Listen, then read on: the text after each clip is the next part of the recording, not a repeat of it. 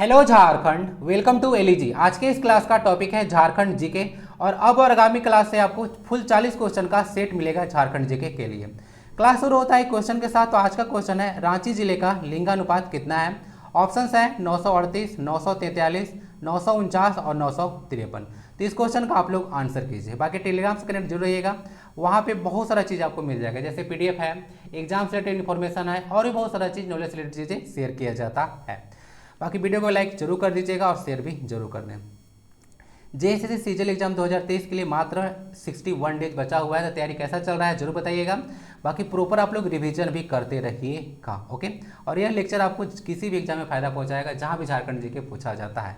If and buts mind में मत रखिएगा। 40 क्वेश्चन है, थोड़ा सा पैसेंस रखिए, आज सुनिएगा। Let's get up.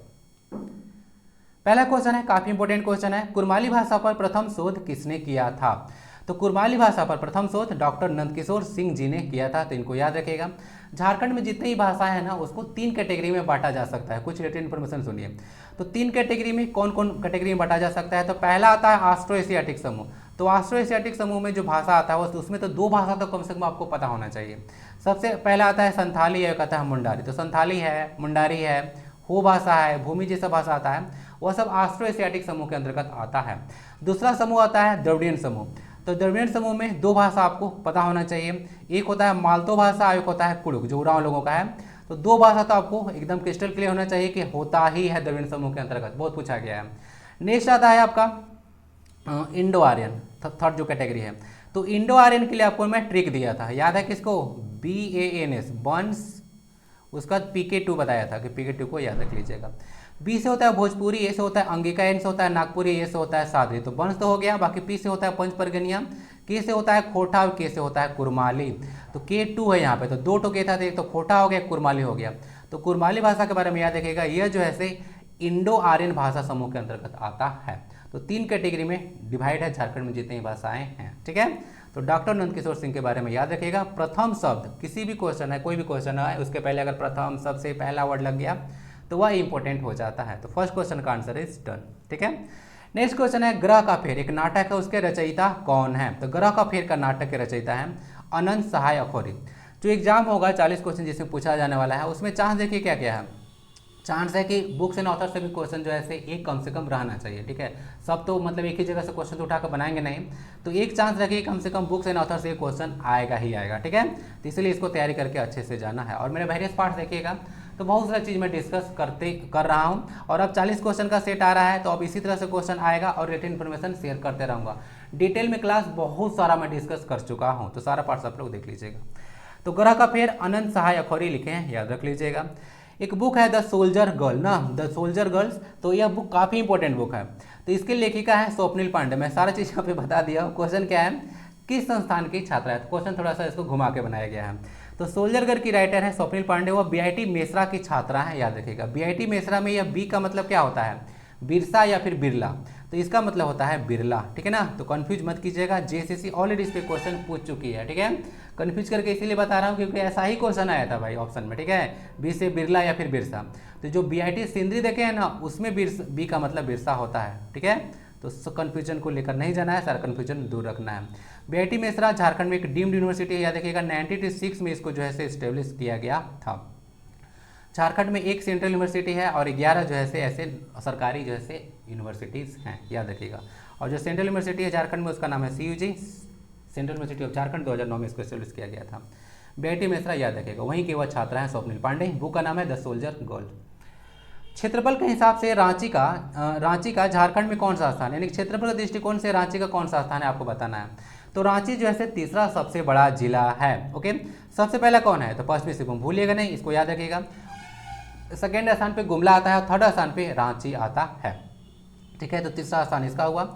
बाकी अगर पॉपुलेशन वाइज पूछेगा कभी भी, तो पॉपुलेशन वाइज रांची जो है नंबर फर्स्ट पे है। कॉमन सेंस के बेसिस पर भी आप लोग जो है लगा सकते हैं, ठीक, क्योंकि रांची जो है कैपिटल सिटी है और बहुत सारे लोग वहाँ पे जो है रहते हैं। तो रांची का जनसंख्या सबसे ज़्यादा है, ठीक है, याद रखिएगा एरिया वाइज। और एरिया वाइज सबसे कम पूछेगा तो याद रखिएगा लोहरदगा। पॉपुलेशन वाइज सबसे ज़्यादा है रांची और पॉपुलेशन वाइज सबसे कम है लोहरदगा। एरिया वाइज सबसे ज़्यादा है पश्चिमी सिंहभूम में और एरिया वाइज सबसे कम पूछेगा तो लगा लीजिएगा रामगढ़, ठीक है।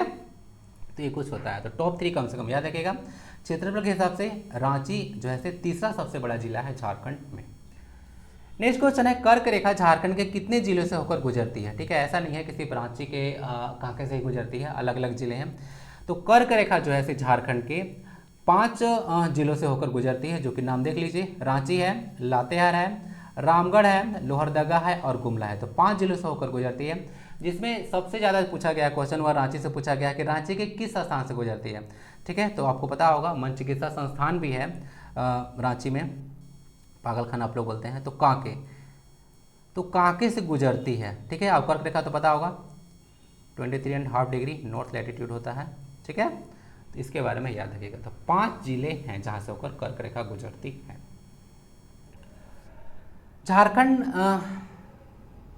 झारखंड के किस प्रकार के चट्टानों को धात्विक खनिजों का भंडार कहा जाता है?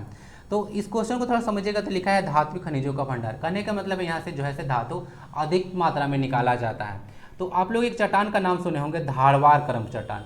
तो धारवाड़ जो क्रम का चट्टान होता है उसमें ना धातु बहुत ज़्यादा निकलता है, इसीलिए जो है इसको बोला जाता है धात्विक खनिजों का भंडार। अगर देखिएगा तो अगर ऑप्शन में अगर धारवाड़ क्रम नहीं होगा तो कुछ और भी ऑप्शन हो सकता है।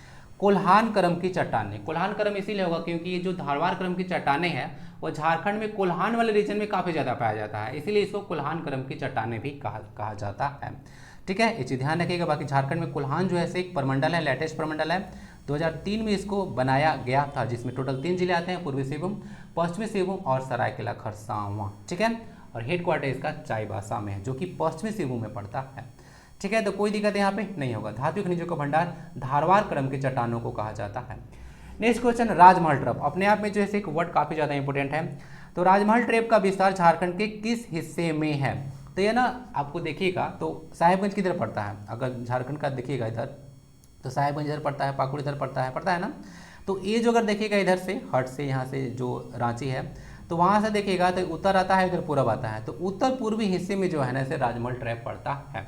ठीक है, तो इस चीज़ ध्यान रखें। आंसर इसका देख लीजिएगा उत्तर पूर्वी भाग में है। बाकी राजमहल ट्रैप के बारे में आपसे पूछते हैं कि राजमहल ट्रैप का निर्माण किस काल में हुआ था? तो राजमहल ट्रैप का जो निर्माण हुआ था वह जुरासिक एज में हुआ था, यानी कि जुरासिक काल में हुआ था। और यहाँ पे माल पहाड़िया और सौर्य पहाड़िया यानी कि पहाड़ी जनजाति जो आप सुनते हैं उसका यह निवास स्थान माना जाता है। निवास स्थान मतलब इनहेबिटेड, मतलब पहले से ही रह रहे हैं वहाँ पे। ठीक है, जड़े हुए हैं। तो याद देखिएगा राजमहल ट्रैप। ठीक है, साहेबगंज में इसका मेनली लोकेशन है। और यहाँ पे ब्लैक सॉइल पाया जाता है ना, इसे ध्यान रखिएगा। ब्लैक सॉइल राजमहल एरिया में काफ़ी ज़्यादा पाया जाता है। नेक्स्ट पॉइंट है किरीबुरू सनसेट पॉइंट और मंगोलिया सनसेट पॉइंट। तो मंगोलिया सनसेट पॉइंट तो आप लोग सुने होंगे। ठीक है, और किरीबुरू जो सनसेट पॉइंट है इसको भी झारखंड के पर्यटन मंत्रालय के द्वारा इसको भी विकसित किए जाने की बात किया जा रहा है। तो इसका लोकेशन हो सकता है आपसे पूछा जाए। तो किरीबुरू सनसेट पॉइंट जो है पश्चिमी सिंहभूम में है, और जो मंगोलिया सनसेट पॉइंट है वो किसी को तो बताने की आवश्यकता है नहीं, यह लातेहार में है। ठीक है, तो पश्चिमी सिंहभूम और लातेहार याद रखिएगा। बाकी झारखंड में कुछ और हिल स्टेशन के बारे में आपको बताता हूँ, ध्यान रखिएगा। जैसे एक मधुबन है, मधुबन जो है से आपको गिरिडीह में है।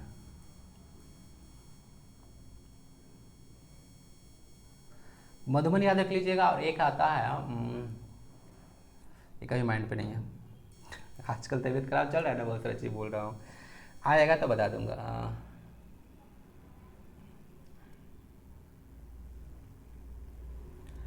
नेक्स्ट क्वेश्चन है, झारखंड के किस नदी को कीकट और बमागधी के उपनामों से भी जाना जाता है? तो याद आ रहा है कीकट और बमागधी। सुमागधी किसको कहते हैं, मेरा क्वेश्चन ये रहेगा। झारखंड में एक नदी है जिसको सुमागधी के नाम से जाना जाता है।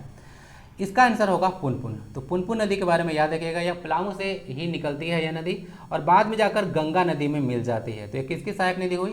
तो यह गंगा नदी की सहायक नदी हुई।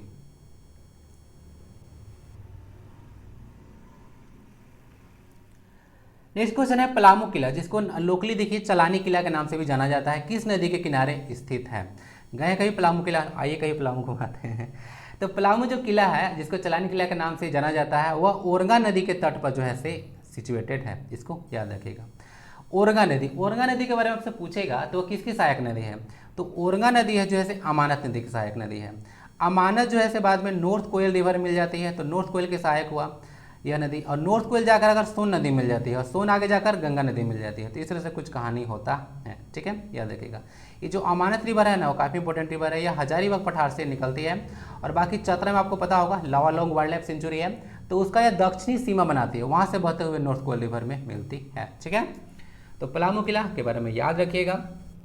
आंसर इसका ऐसे पलामू किला देखिए, आपको जो इसके बारे में जो बोला जाता है कि जो बनवाए थे वो कभी कहीं आपको गोपाल राय भी मिल जाएगा, प्रताप राय भी मिल जाएगा, क्योंकि क्लियर इसका आंसर किसी के पास है नहीं। ठीक है, और नया किला के बारे में क्लियर है कि वह जो है से मेदिनी राय के द्वारा बनवाया गया था। ठीक है, इसको याद रखिएगा।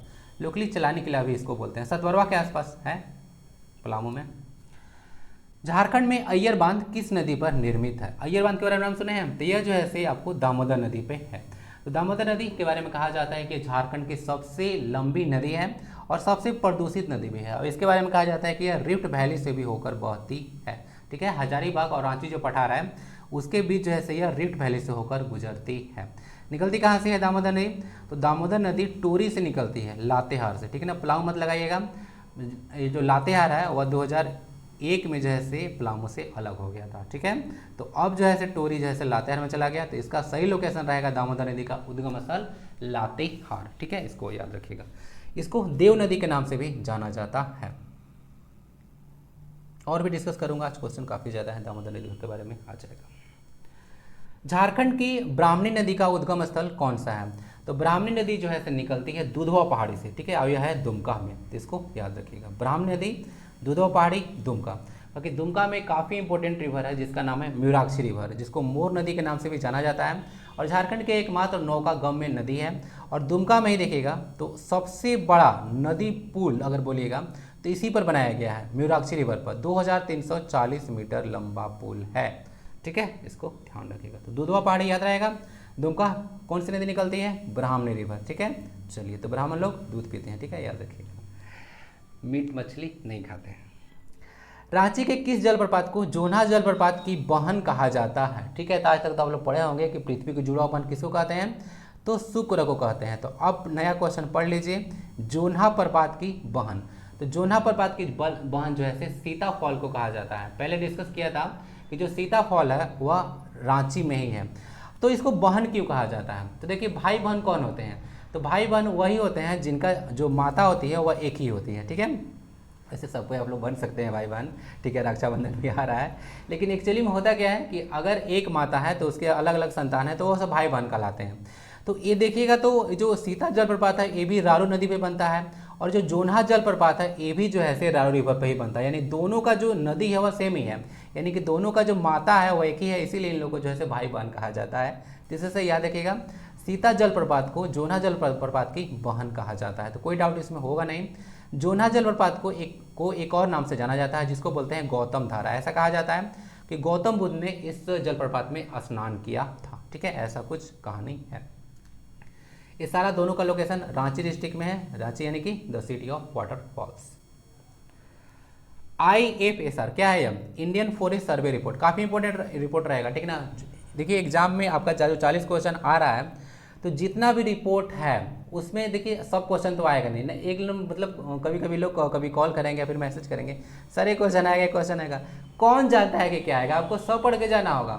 ठीक ना, तो इस तरह से आप लोग पढ़ के चले गए कि सिर्फ ए आएगा ना, तो वो कुछ नहीं एग्जाम में क्वेश्चन बनने वाला है। तो आपको ना सब कवर करके चलना होता है। जो लोग तैयारी कर रहे हैं ना, वो सब काफ़ी अच्छे लेवल से तैयारी कर रहे हैं और सब टॉपिक को अच्छे से पढ़ के जाते हैं। ये नहीं कि छोड़ के जा रहे हैं, छोड़ के जाने का ना बहुत क्वेश्चन छूट भी जाता है। दूसरे से पढ़ाई नहीं करना होता है, सारा चीज़ आपको पढ़ना होता है। हाँ, तो बात कर रहा था, जितना भी रिपोर्ट है तो वह रिपोर्ट आपको माइंड में होना चाहिए। जैसे तो आपको झारखंड का इकोनॉमिक सर्वे होना चाहिए, बजट कंप्लीट होना चाहिए, इंडियन फॉरेस्ट सर्वे रिपोर्ट है ये कंप्लीट होना चाहिए। अभी जो है मल्टी डायमेंशनल पॉवर्टी इंडेक्स आया जो कि करंट अफेयर्स में डिस्कस किया था डिटेल में, टेलीग्राम पे भी उससे रिलेटेड स्लाइड शेयर किया था।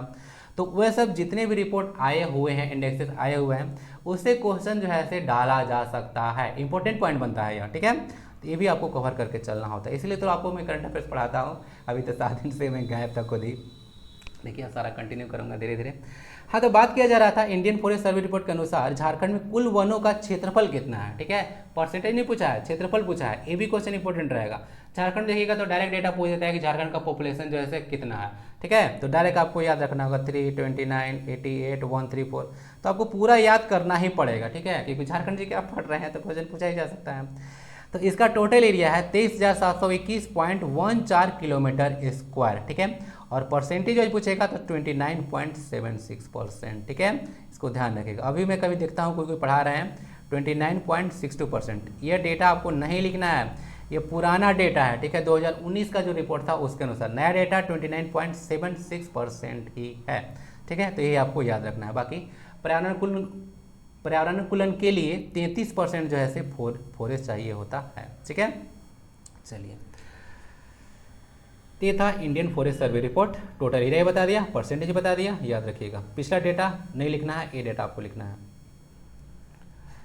जनजातीय जिलों की संख्या के मामले में झारखंड का भारत में कौन सा स्थान है। जनजातीय जिले यानी कितने जिले जो है जनजातीय जिले हैं झारखंड में।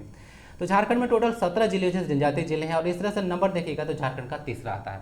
सबसे ज़्यादा जो जनजातीय जिले हैं वो भारत में मध्य प्रदेश में हैं, जो कि 24 जिले हैं, फॉलोड बाई आसाम जिसमें 19 जिले जो है जनजातीय जिले जो है घोषित किए गए हैं। इसको याद रखिएगा। और थर्ड पे आता है झारखंड। बाकी झारखंड में नंबर 1 2 3 सब मतलब किस नंबर पे है आपको कुछ बताता हूँ, ध्यान से सुनिएगा ना। जैसे देखिएगा तो आपको तो पता होगा कोल में हम लोग नंबर 1 पे हैं। ठीक है, आयरन में हम लोग जो है नंबर 2 पे हैं। ठीक है, यहाँ पे मैं बात कर रहा हूँ भंडारण के दृष्टिकोण से ना।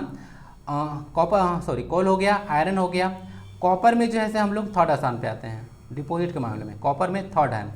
बॉक्साइट में हम लोग का 7th स्थान है। ठीक है, बॉक्साइट में 7th स्थान है। जो नरेगा आप लोग नाम सुने होंगे, मनरेगा नरेगा जो भी बोलते हैं, तो नरेगा में जो जॉब देना होता है उसमें हम लोग जैसे भुगतान करने में नंबर 1 स्थान पे हैं। उसके बाद प्राइम मिनिस्टर आवास योजना जो है उसमें जो है हम लोग घर निर्माण कराने में नंबर 1 है। किरोसिन पर सब्सिडी शुरू करने वाला जो है झारखंड पहला राज्य है। ठीक है, जेपी आंदोलनकारियों को पेंशन देने वाला झारखंड जो है से दूसरा राज्य है। किरोसिन पर जो है पहला है ना।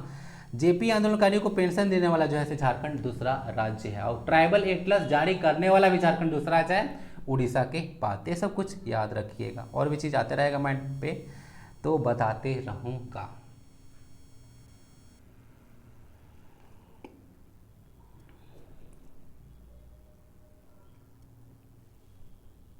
ओके, तो सारा चीज़ देख लीजिएगा।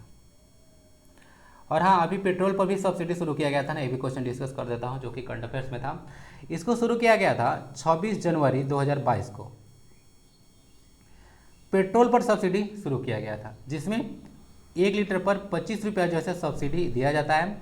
और एक महीना में ध्यान सुनिएगा, 10 लीटर से ज़्यादा आपको पेट्रोल पर सब्सिडी नहीं मिलेगा, यानी कि एक महीना में 250 रुपया आपको फायदा हो सकता है। ठीक है, तो इसको याद रखिएगा। 26 जनवरी 2022 पेट्रोल पर सब्सिडी शुरू किया गया था। कुजरी का तेल किसके वृक्ष से निकाला जाता है झारखंड में। तो झारखंड का स्टेट ट्री कौन सा है, तो वह है सोरिया रिबस्टा यानी कि साल यानी कि सखुआ। तो उसी से जो है कुजरी का तेल निकाला जाता है। और जो साल का जो फूल होता है उसको ना सरई का फूल बोलते हैं। तो इसको भी याद रखिएगा कि सरई का फूल किसको कहा जाता है, तो सरई का फूल कहा जाता है साल के ही फूल को। ठीक है, ध्यान रखिएगा। तो साल या सखुआ को से कुजरी का तेल निकाला जाता है। और सरूर पूजा तो आपको पता होगा, साल वृक्ष की पूजा किया जाता है चैत्र मास में। कुजरी का तेल याद रखिएगा साल के वृक्ष से ही निकाला जाता है। बाकी साल का देखिएगा तो सबसे बड़ा फॉरेस्ट सारंडा फॉरेस्ट है ना। सारंडा मतलब द लैंड ऑफ 700 हिल्स। तो ये है आपका पश्चिमी सिंहभूम में। ठीक है, तो इसको याद रखिएगा। साल का इससे बड़ा जो है वन कहीं पे नहीं है। और यहाँ पर अवैध जो मैग्नीज और आयरन ओर का खनन हो रहा था, उसके लिए एमबी शाह कमेटी भी जो है गठित किया गया था 2010 में। ठीक है, याद रखिएगा सारंडा फॉरेस्ट के लिए। नेक्स्ट इसको तो पढ़ लीजिएगा, इसका नाम है झाम्पकोफेड। फुल फॉर्म होता है the Jharkhand state minor forest produce cooperative development and marketing federation limited. इसको बोलते हैं झाम्पकोफेड। तो इसकी स्थापना कब की गई थी, तो स्थापना इसका किया गया था 2007 में। नाम सही है, ये झारखंड स्टेट में माइनर फॉरेस्ट प्रोड्यूस और कोऑपरेटिव जो है development and marketing federation limited है। ठीक है, 2007 में आया था। तो डायरेक्ट याद रखिएगा, पहले भी एग्जाम में यह क्वेश्चन पूछा जा चुका है ना। फुल फॉर्म भी पूछा जा सकता है या फिर कब इसको स्थापना किया गया तो भी पूछा जा सकता है। बाकी झार क्राफ्ट कब आया था, तो झार क्राफ्ट आया था 2006 में, ये भी याद रख लीजिएगा। और झार पार्क कब आया था, तो ये आया था 2015 में, ठीक है। झार पार्क और झार क्राफ्ट, ठीक है। चलिए, भगवान बिरसा जैविक उद्यान किस नदी के तट पर स्थित है। किसको किसको पता है कि यह जो है से लोकेशन कहाँ पे है, तो ये तो ओरमांझी में है, आई होप कि सबको पता होगा। तो किस नदी के तट पर है, किनारे है, तो यह है सपही नदी, नाम है उसका सपही नदी, तो वहीं पे है। 1994 में जैसे इसको इस्टेब्लिश किया गया था, ठीक है। बाकी याद रखिएगा, झारखंड में एक मोटा जगह है जहाँ पर मगरमच्छ प्रजनन केंद्र जो है स्थापित किया गया था, लेकिन मगरमच्छ सारा जो है से मर गया था, तो बाद में उसको जो है बिरसा जैविक उद्यान में ही जो है ट्रांसफर कर दिया गया था। बिरसा जैविक उद्यान के बारे में एक इंपॉर्टेंट चीज़ कहा जाता है कि यह जो है इक सितु कंजर्वेशन का एग्जाम्पल है। इक सितु के बारे में करंट अफेयर्स में डिटेल में डिस्कस किया था कि अगर कोई ऑर्गेनिज्म है, जीव है, तो उसका प्राकृतिक आवास जो नेचुरल हैबिटेट है वहाँ से निकाल कर किसी और जगह पर जो है इसको प्रोटेक्ट किया जाता है, तो वह इक सितु कंजर्वेशन का एग्जाम्पल होता है। एक्स मतलब बाहर आना होता है, ठीक ना। एक्स तो समझते होंगे ना, जो निकल गया है जीवन से, समझ गए। ये कहानी है इक सितु कंजर्वेशन का, तो वही भगवान बिरसा जैविक उद्यान के बारे में याद रखिएगा। बाकी आजकल बिरसा मुंडा स्मृति उद्यान भी न्यूज में है, जहाँ पर 9 से 10 अगस्त 2023 को विश्व आदिवासी दिवस सेलिब्रेट किया गया था, जिसके चलते यह न्यूज में है, बिरसा मुंडा जैविक उद्यान, ठीक है। चलिए, बाकी यहाँ पे भारत का 8वां गिद्ध प्रजनन केंद्र भी स्थापित किया गया था ना, यहीं पे भगवान बिरसा मुंडा जैविक उद्यान में। और क्या बताऊँ, चलिए। अब बाकी बिरसा मृग विहार, इसको कन्फ्यूज मत कीजिएगा। बिरसा मृग विहार जो है वह खुट्टी डिस्ट्रिक्ट में है, न कि रांची में, ठीक है। कालामाटी जगह है, ठीक है, कालामाटी या खुट्टी में है। पहले यह रांची में, रांची में पहले यह रांची में था, लेकिन 2007 में पता हुआ खुट्टी अलग हो गया, तो अब इसका लोकेशन खुट्टी में हो गया, ठीक है। तो याद रखिएगा, क्या था, बिरसा मृग विहार या खुट्टी में है। सफी नदी याद रखिएगा। रांची के किस स्थान पर वर्ष 2012 में एक जैव विविधता पार्क की स्थापना की गई थी, तो इसका आंसर है, भूल गया, इसका है लाल खटंगा नामकुम। तो नामकुम में जो है से एक जैव विविधता पार्क की स्थापना किया गया था। डेट भी याद रखिएगा 2012। तो 2012 में एक बायोडाइवर्सिटी पार्क यहाँ पे स्थापित किया गया था, नामकुम में ही है आंसर इसका, लाल खटंगा नामकुम है। उत्पादन के दृष्टिकोण से झारखंड की दूसरी सबसे बड़ी फसल कौन सी है, उत्पादन के दृष्टिकोण से बोला है, ठीक है।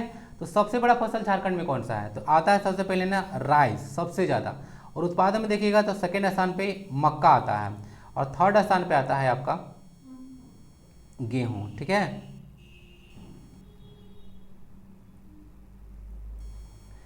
तो आगे देख लीजिएगा, यहाँ पे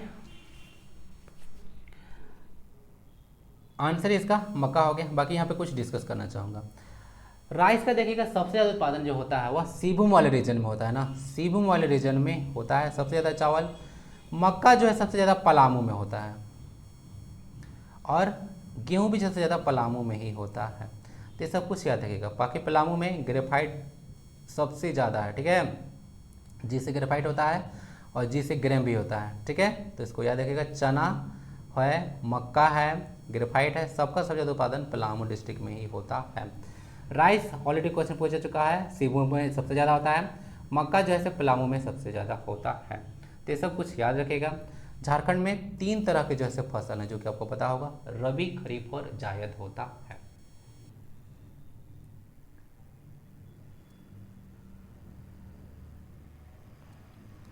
नेक्स्ट क्वेश्चन है, कुआं, तालाब और नहर द्वारा क्रमशः सर्वाधिक सिंचाई किस जिले में होता है। यानी कुआं सबको पता है कि सबसे ज़्यादा किस जिले में होता है, तालाब सबसे ज़्यादा किस जिले में होता है, और नहर द्वारा सबसे ज़्यादा किस जिले में होता है। तो कुआं से सबसे ज़्यादा जो सिंचाई होता है वह साहेबगंज डिस्ट्रिक्ट में होता है, और जामताड़ा वाले रीजन में भी होता है। तो दोनों रीजन याद रखिएगा। यहाँ पे सबसे ज़्यादा कुआं सिंचाई होता है, उसके बाद आता है तालाब से, तो तालाब सबसे ज़्यादा धनबाद में होता है, और नहर से सबसे ज़्यादा सिंचाई होता है पूर्वी सिंहभूम डिस्ट्रिक्ट में, ठीक है, इसको याद रखिएगा। बाकी झारखंड में सबसे ज़्यादा सिंचाई किससे होता है, तो सबसे ज़्यादा सिंचाई होता है वह कुआं से ही होता है, सबसे ज़्यादा कुआं से ही होता है झारखंड में सिंचाई। सब दिक्कत नहीं ना है, साहेबगंज, धनबाद और नहर से पूर्वी सिंहभूम, तीनों को याद रखें। किस तरह से क्वेश्चन पूछे, कन्फ्यूजन नहीं होना चाहिए, सबसे ज़्यादा कुआं से सिंचाई होता है झारखंड में। दामोदर घाटी परियोजना किस परियोजना से प्रेरित था? नाम सुने होंगे दामोदर घाटी परियोजना, जिसको डीवीसी कहा जाता है। तो ये जो है अमेरिका का एक टेनेसी घाटी परियोजना था, तो उसी से इसका प्रेरणा था। ठीक है, याद रखिएगा। झारखंड में जितने भी दामोदर वैली कॉर्पोरेशन के द्वारा बांध बनाए गए हैं, उसको आप लोग याद रखिएगा, डायरेक्ट क्वेश्चन पूछे जाते हैं घुमा फिरा के। तो इसके लिए आपको मैंने पहले ट्रिक भी बताया था कि कम से कम पीडी तो याद रख लीजिएगा। जो पंचेत है वह दामोदर रिवर पे है, पंचेत है वह दामोदर रिवर पे है, और बाकी कोनार जो है वो तो कोनार रिवर पे ही है। और बाकी कुछ भी आएगा आंसर बराबर लगा लीजिएगा। बोला था ना, तो 2 इधर हो गया, 2 उधर लगा लीजिएगा। ठीक है, तो पंचेत आपका पीडी, ठीक है ना, प्रतियोगिता दर्पण से बताया था कि पीडी याद रखिएगा। पंचेत जो है दामोदर पे है, कोनार तो कोनार रिवर पे हो जाएगा, बाकी जो भी आएगा बराबर लगा लीजिएगा। डीवीसी के जो स्टार्ट किया गया था वह 7 जुलाई 1948 को शुरू किया गया था। 7 जुलाई को MS धोनी जी का बर्थडे भी है, और इसका हेडक्वार्टर ना कोलकाता में है, दामोदर वैली कॉर्पोरेशन का हेडक्वार्टर। झारखंड में सिकनी कोयला परियोजना किस जिले में है? देखिए, इस तरह से क्वेश्चन तो हो सकता है डायरेक्ट पूछ दे, या फिर ऐसे भी क्वेश्चन पूछा जा सकता है कि 3-4 कोयला खान दे देगा, एक दे देगा आपको यूरेनियम का, या फिर कोई और जो है ऐसे खनिज का खान दे देगा और बोल देगा कि बताइए कि बाकी ऐसे अलग कौन है। ठीक है, इस तरह से क्वेश्चन आता है। और क्वेश्चन इस तरह से भी आता है कि झारखंड में मान लेते हैं कोयला खान है, एक कोयला खान अगर 3 ऑप्शन झारखंड का दे दिया, एक ऑप्शन छत्तीसगढ़ का डाल दिया कोई। ठीक है, तो ऐसे भी क्वेश्चन पूछा जा सकता है। इसीलिए जो है माइंड के बारे में अच्छे से आपको जानकारी होना चाहिए कि कहाँ पे जो है किसका लोकेशन है। क्वेश्चन ऐसे भी बनता है। तो सिकनी कोयला परियोजना झारखंड के 19वां जिला यानी कि लातेहार में है। ठीक है, इसको ध्यान रखें। नेक्स्ट है, उत्पादन के दृष्टिकोण से कोयला उत्पादन में झारखंड का क्या स्थान है? तो कोयला उत्पादन में झारखंड जो है 3रा नंबर पे है। लेटेस्ट डेटा है। ठीक है, कोई बोलता है कि फर्स्ट है, फर्स्ट नहीं है ये।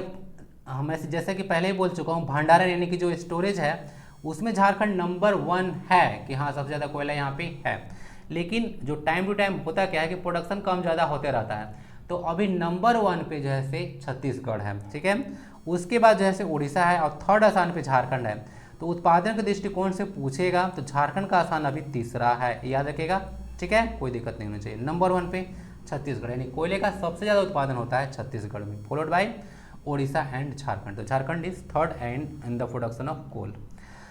झारखंड में बेंटोनाइट जमा साहेबगंज में मिलता है। तो पता होगा, क्वेश्चन पहले डिस्कस किया था कि बेंटोनाइट जमा कहाँ मिलता है, तो साहेबगंज में मिलता है। क्वेश्चन थोड़ा सा आज अलग है। जिसका निर्माण ज्वालामुखी के राख से होता है। किसके राख से होता है? तो ज्वालामुखी के राख से होता है। इसका एक अन्य नाम क्या है? ठीक है, बेंटोनाइट जमा के बारे में बोला जाता है। तो नाम सुने होंगे आप लोग, मुल्तानी मिट्टी। ठीक है, तो मुल्तानी मिट्टी को ही जैसे बेंटोनाइट बोला जाता है। ठीक है, जिसको याद रखें, मुल्तानी मिट्टी काफ़ी बोल सकते हैं कि मतलब ये तो जो हेयर होता है उसके लिए काफ़ी अच्छा होता है। जैसे नॉर्मली आप लोग जो शैम्पू यूज़ करते हैं वो बालों को, उसमें काफ़ी केमिकल होता है, तो बाल को जैसे काफ़ी नुकसान पहुंचाता है। ये सब नेचुरल चीज़ें हैं। तो फेस पर भी बहुत सारे लोग लगाते हैं। ठीक है, हल्दी मिक्स करके और पता नहीं क्या क्या मिक्स करके, तो काफ़ी जो है स्किन उनका ग्लो करता है और बाल भी अच्छा रहता है। तो ये सब आप लोग यूज कर सकते हैं, नेचुरल चीज़। नेक्स्ट है, उत्पादन की दृष्टि से सबसे बड़ा कोयला क्षेत्र डैश तथा क्षेत्रफल की दृष्टि से सबसे बड़ा कोयला क्षेत्र डैश है।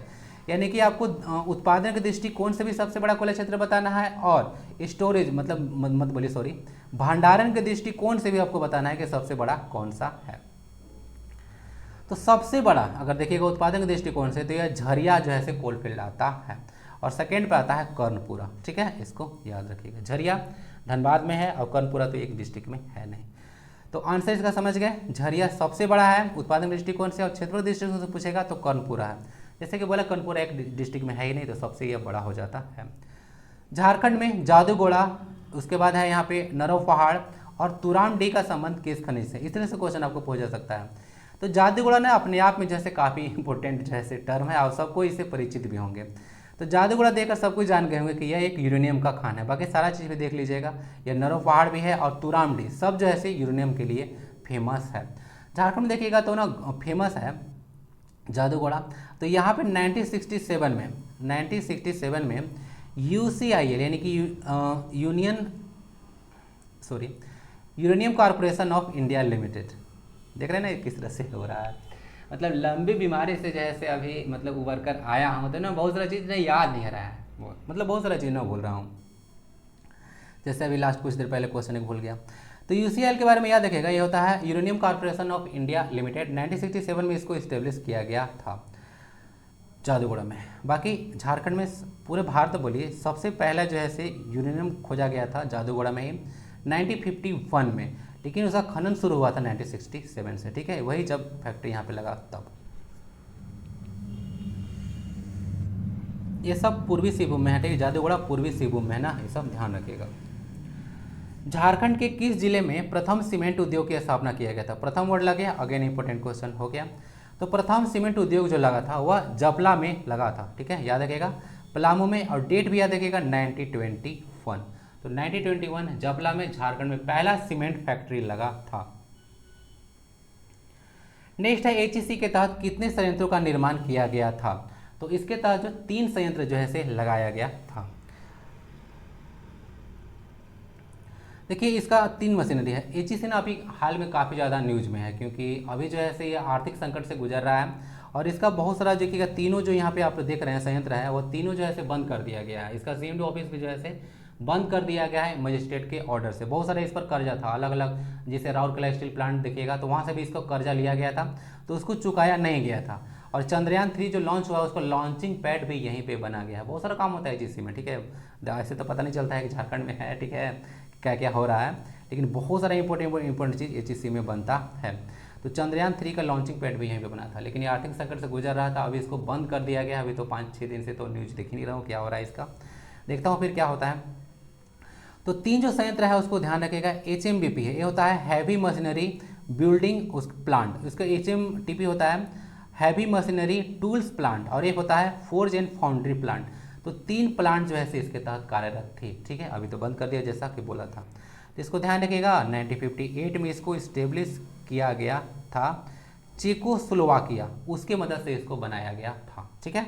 एचईसी भारतीय विस्फोटक कारखाना, जिसको शॉर्ट में आप लोग आईएल बोला जाता है, इंडियन एक्सप्लोसिव लिमिटेड का मुख्यालय कहाँ पे है? तो इसका मुख्यालय ना कोलकाता में है, इसको याद रखिएगा।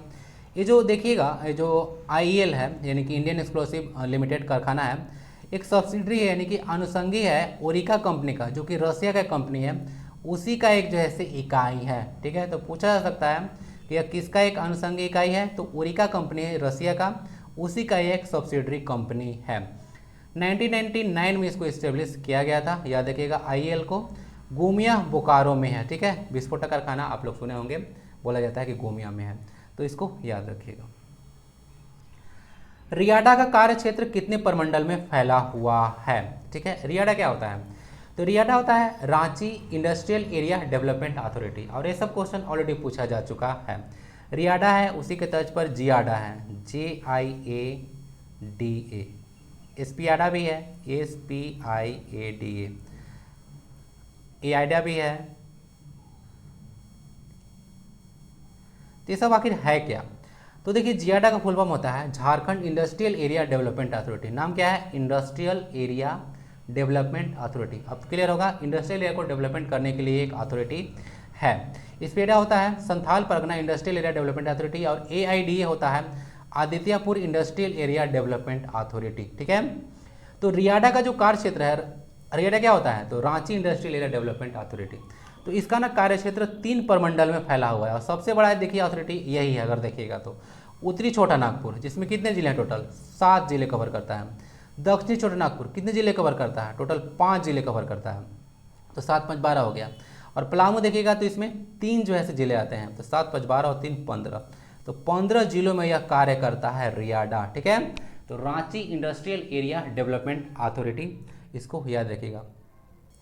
रियाडा का गठन कब किया गया था ना, इसका डेट को लेकर मुझे कन्फ्यूजन है। कन्फ्यूजन क्या है? मतलब कहीं पे क्लियर दिया ही नहीं है, कहीं पे अगर एग्जैक्ट डेटा अगर मुझे मिलेगा तो आपको प्रोवाइड करा दिया जाएगा। हो सकता है PDF में भी डाल दूँ अगर मिल जाएगा तो, ठीक है। तो 3 जिलों में यह कार्य 3 प्रमंडल में काम करते हैं। पलामू डिस्ट्रिक्ट नहीं है, पलामू प्रमंडल भी है, ठीक है, जिसमें 3 जिले आते हैं, पलामू गढ़वाल आते हैं।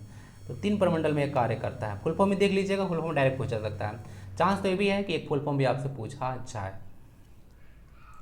और जिस तरह से SI में क्वेश्चन 2017 में पूछा गया था ना, उस तरह से अगर क्वेश्चन पूछा जाएगा तो बहुत कम चांस है कि क्वेश्चन पकड़ाएगा। अगर करंट अफेयर को नहीं देखिएगा तो। एकल हस्ताक्षर तकनीक, यानी कोई चीज़ को अगर लागू करना है तो एक बार हस्ताक्षर कर दिए वह चीज़ पास हो जाएगा। तो इस तकनीक को लागू करने वाला झारखंड भारत का कौन सा राज्य है? तो एकल हस्ताक्षर तकनीक को लागू करने वाला झारखंड भारत का पहला राज्य है। ठीक है। वो सारा बहुत सारा चीज़ डिस्कस किया था ना कि वो इस नंबर में फर्स्ट है, उस नंबर में सेकंड है, इस नंबर में 7 है, तो उसको यहाँ पे डिस्कस करना चाहिए था। तो सारा चीज़ तो वहाँ पे डिस्कस कर दिया, ठीक है। तो ध्यान रख लीजिएगा, सिंगल जो है से यहाँ पे सिग्नेचर जो है से टेक्निक लागू करने वाला झारखंड पहला राज्य है। बाकी सारी चीज़ तो वहाँ पे डिस्कस किया ही था। झारखंड का सबसे लंबा राष्ट्रीय राजमार्ग, जिसको आप लोग नेशनल हाईवे बोलते हैं, तो कितने जिलों से होकर गुजरता है? तो इसका सही आंसर है 6 जिला। कोडरमा है, हजारीबाग है, रामगढ़ है, खूंटी है, पश्चिमी सिंहभूम है और रांची है। तो इसको याद रखिएगा, ठीक है। पहले इसको NH-33 के नाम से जाना जाता था, ठीक है, लेकिन बाद में इसका जो है से नाम चेंज कर दिया गया था। और उस समय इसका लंबाई कितना था? तो उस समय इसका लंबाई जो है से 333 किलोमीटर था। अभी जो है से लेटेस्ट याद रखिएगा, इसका नाम जो है से NH-20 है। 391.6 किलोमीटर इसका जो है से लंबाई है। तो सबसे लंबा राजमार्ग है। अगेन सबसे वर्ड लग गया इस क्वेश्चन के पहले। 6 जिलों में है, ठीक है, ध्यान रखिएगा। झारखंड में कितने रेल मंडल और रेलवे जोन है? अभी तो पता होगा अमृत भारत योजना चल रहा है, जिसमें पूरे भारत में 508 जो है से रेलवे स्टेशन का जीर्णोद्धार किया जाने वाला है। और पहले चरण में झारखंड के भी 20 जो है से रेलवे स्टेशन शामिल हैं, ठीक है, जिसमें पिस्का और जो है से आपका हटिया स्टेशन जो है से सब काफ़ी ज़्यादा न्यूज में है, ठीक है। तो देखिएगा यहाँ पे झारखंड में कितने रेल मंडल और जोन है? तो रेल मंडल झारखंड में जो है से 3 हैं, जो कि धनबाद रेल मंडल आता है, उसके बाद रांची रेल मंडल है और चक्रधरपुर रेल मंडल है। और यहाँ पे रेलवे जोन 2 है, जिसको ECR और ACR बोलते हैं। तो कन्फ्यूजन नहीं होना चाहिए। रेल मंडल 3 धनबाद, रांची और चक्रधरपुर, और जोन है यहाँ पे 2 ECR और ACR। ECR मतलब होता है ईस्ट सेंट्रल रेलवे और ACR का मतलब होता है साउथ ईस्टर्न रेलवे, ठीक है। जो रांची है वह जो है से ACR के अंतर्गत आता है ना, और धनबाद जो रेल मंडल है वह ECR के अंतर्गत आता है। और धनबाद तो रेल मंडल पता होगा, झारखंड में सबसे ज़्यादा कमाई करने वाला रेल मंडल यही है। तो सारा चीज़ याद रखिएगा। रांची रेल मंडल का DRM में प्रदीप गुप्ता है, लेकिन अभी करंट अफेयर्स में इसको देख रहा था, जो कि आपको आगे मिलेगा। करंट अफेयर्स कंटिन्यू कीजिएगा आप लोग। तो उसमें अभी चेंज हो गए हैं, तो प्रदीप गुप्ता जी चेंज हो गए हैं, तो सारा चीज़ देख लीजिएगा। झारखंड में खांची FM की शुरुआत किस दिन की गई थी? थोड़ा सा पुराना न्यूज है। तो खांची FM की शुरुआत किया गया था 8 मार्च 2020 को। 8 मार्च क्या है? तो 8 मार्च जो है से अंतर्राष्ट्रीय महिला दिवस मनाया जाता है।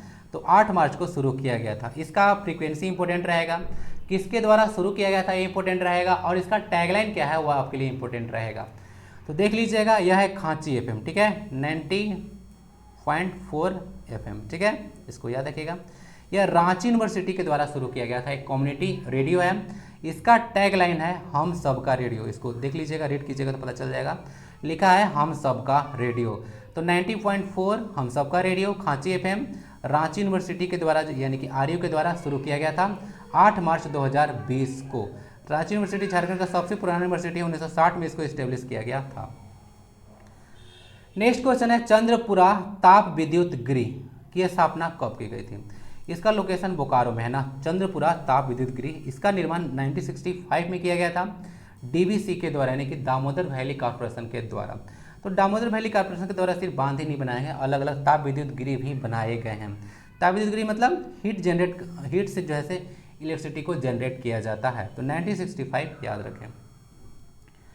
नेक्स्ट क्वेश्चन है, शहीदों के ग्राम को विकास करने के लिए झारखंड सरकार ने मुख्यमंत्री शहीद ग्राम विकास योजना कब शुरू की? तो झारखंड सरकार के द्वारा शुरू किया गया था 2017 में, 18 दिसंबर 2017 में इसको शुरू किया गया था उलीहातू से। उलीहातू पता होगा, खूंटी में एक गांव है, किसका बर्थ प्लेस है?